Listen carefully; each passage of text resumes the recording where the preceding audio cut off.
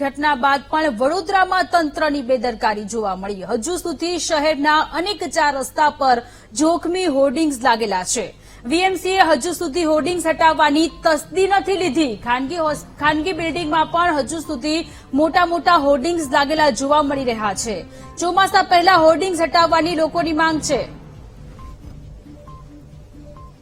જેમાં ચોમાસું દસ્તક દઈ રહ્યું છે તેમ છતાંય તંત્રની આંખ ખુલી નથી, કારણ કે વરસાદ અને વાવાઝોડામાં મોટા બેનરો જે હોર્ડિંગો લગાવવામાં આવ્યા છે એ જોખમી સાબિત થઈ શકે એવી સ્થિતિ અત્યારે વડોદરામાં જોવા મળી રહી છે। આપ જોઈ રહ્યા છો કે બિલ્ડિંગો ઉપર આ હોર્ડિંગો લગાવવામાં આવ્યા છે।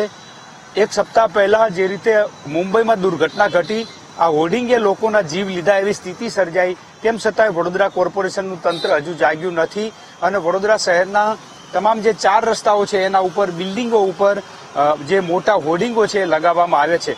તંત્ર ક્યારે જાગશે એક મોટો સવાલ અહીંયા ઉભો થઈ રહ્યો છે, કારણ કે જે રીતે આ હોર્ડિંગ લગાવવામાં આવ્યા છે એ વાવાઝોડા કે વરસાદની અંદર નીચે પડે અને લોકોના જીવ જાય એવી સ્થિતિ છે। વેપારિક ધોરણે આ હોર્ડિંગો લગાવવામાં આવેલા છે। જર્જરિત બિલ્ડિંગો ઉપર પણ આવા જે હોર્ડિંગો છે એના કારણે જોખમી બની રહ્યા છે, ત્યારે વહેલી તકે આ હોર્ડિંગો ઉતારી લેવામાં આવે। કોર્પોરેશન આ જે મકાન માલિકો છે એમના વિરુદ્ધમાં કાર્યવાહી કરે એવી અત્યારે માંગ ઉઠી રહી છે। કેમેરામેન કિશોર ક્ષીરસાગર સાથે માનુ ચાવડા, વીટીવી ન્યૂઝ, વડોદરા।